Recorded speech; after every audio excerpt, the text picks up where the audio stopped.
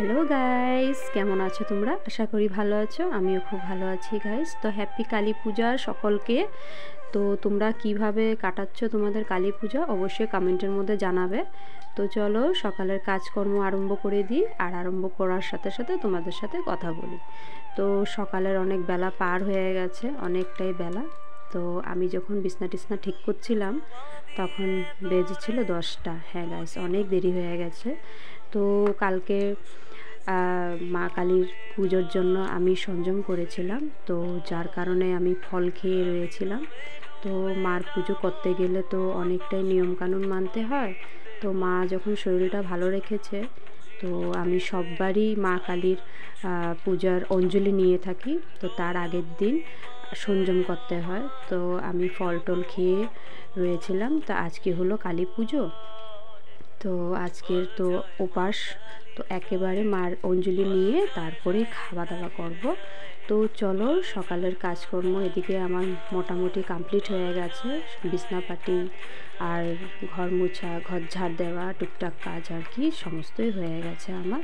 তো চলো এখন মেয়েদের রুমে যাওয়া যাক। তো এই হলো আমার 2 মেয়ের রুম। তো ওদের রুমটা একটু গুছিয়ে গাছিয়ে নিলাম।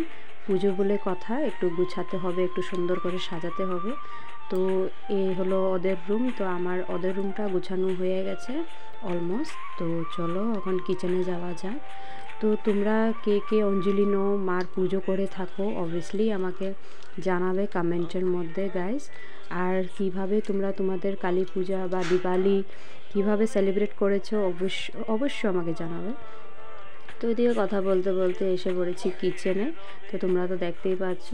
তো আমি তো উপোস আছি, আমি খাবো না, তোমাদেরকে তো বললামই। কিন্তু রান্না তো করতে হবে ফ্যামিলির জন্য, কেন কি বাড়িতে অঞ্জলি মার আমি নিয়ে থাকি আর আমার জাল। তো এদিকে দেখতেই পাচ্ছ আমি আমার সংসারে কাজ করছি। তো বাবা মা আছে, ফ্যামিলি আছে, বাচ্চারা আছে, জামাই আছে, রান্না তো করতেই হবে গাইস। তো এই জন্য তো গাইস সববার আমি আমাদের পাড়ার মধ্যে থেকে মা কালীর পুজোর অঞ্জলি নিয়ে থাকি বা থাকি একসাথে পাড়ার মধ্যে। তো এবার ভাবলাম যে তোমাদের দাদা ভাইরা কালী পূজা করে থাকে, ওদের বন্ধু বান্ধব মিলে সববার অনেকটা বছর হয়ে গেছে ওরা পুজো করে। তো এবার ভাবলাম যে 3 বছরের মতন তো হয়ে গেছে আমি আমাদের পাড়ার যে কালী পুজো হয়ে থাকে সেখানেই আমি অঞ্জলি নিয়ে থাকি। তো এবার ভাবলাম যে তোমাদের দাদা ভাইরা যেখানে পুজো করে সেখানেই আমি যাব। সববার আমার যাওয়া হয় কিন্তু অঞ্জলিটা দেওয়া হয় না, আমি প্রদীপ ধূপকাঠি জ্বালিয়ে প্রণাম করে এসে পড়ি। তো এবার ভাবলাম যে তোমাদের দাদা ভাইদের ওইখানে গিয়ে এবার অঞ্জলি দেব।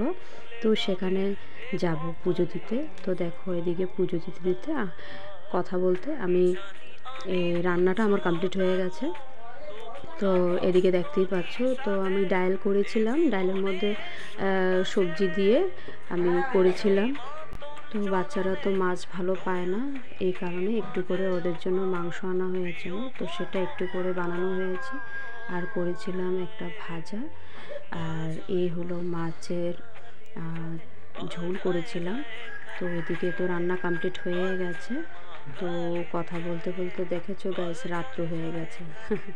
তো আমারও রান্না যখন শেষ হয়ে গেছে, তা আমার স্নান করা ছিল না, তো আমি স্নান টান করে এসে তারপরে রাত্রে সন্ধ্যার সময় আমি প্রদীপ টদীপ জ্বালিয়ে সব কিছু ঠিক করছিলাম। তো এখানে আমি, আমার শাশুড়ি মা, অন্তরা, আমরা সবাই মিলে প্রদীপ রেডি করে প্রদীপ জ্বালাচ্ছিলাম বাইরে।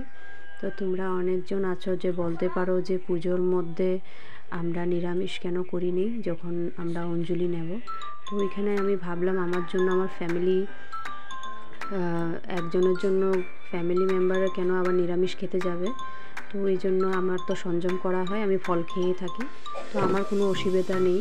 এই জন্য আমার জন্য আমার ফ্যামিলি নিরামিষ খাবে, তো দরকার নেই এই ভেবেই আমি নিজেরটা একটু সরিয়ে রেখে দিই, ফল এনে রুমের মধ্যে রেখে দিই। তো আমি ফল খেয়ে নিই, কিচেনের মধ্যে আমার আর কোনো প্রবলেম থাকে না, বা আমি এরকম কোনো কিছু খাই না যে আমার কিচেনের দরকার পড়ে, যেটার কারণে আমি করে নিই। এই জন্য নিরামিষ করিনি, আমিষ করেছি, তো কোনো অসুবিধা নেই। তো এদিকে তো তোমরা দেখতেই পাচ্ছ আমাদের এনজয় আরম্ভ হয়ে গেছে গাইস। তো এদিকে যখন পুজোর সমস্ত কাজই কমপ্লিট হয়ে গেছে টুকটাক, তো এদিকে প্রদীপগুলো সুন্দর করে সাজানো হয়ে গেছে।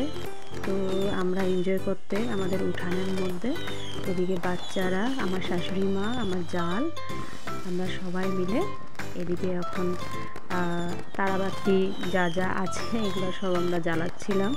তো এদিকে তোমরা দেখতেই পাচ্ছ কলা গাছ, তারাবাতি, যা যেরকম ইচ্ছে সব নিজের মতন করে এনজয় করছিল। তো এদিকে দেখতেই পাচ্ছ বাচ্চারা কি হ্যাপি। তো তোমরা তোমাদের দীপাবলি কীভাবে মানিয়েছো বলবে অবশ্যই কমেন্টের মধ্যে, কীভাবে এনজয় করলে। তো দেখো এদিকে আমরা আমাদের উঠানের মধ্যে সবাই মিলে এনজয় করছিলাম। তো গাইস দেখতেই পাচ্ছ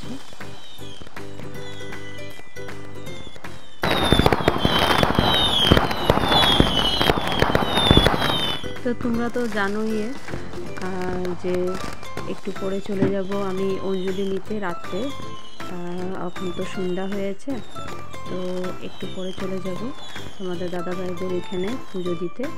তখন আবার দেখা হবে, অঞ্জলি নেব যেখানে সেখানে মণ্ডপে গিয়ে দেখা হবে। তো তোমাদের ভালো লাগলে অবশ্যই তোমরা লাইক করো, যারা নতুন আছো সাবস্ক্রাইব করতে ভুলো না। দেখা হচ্ছে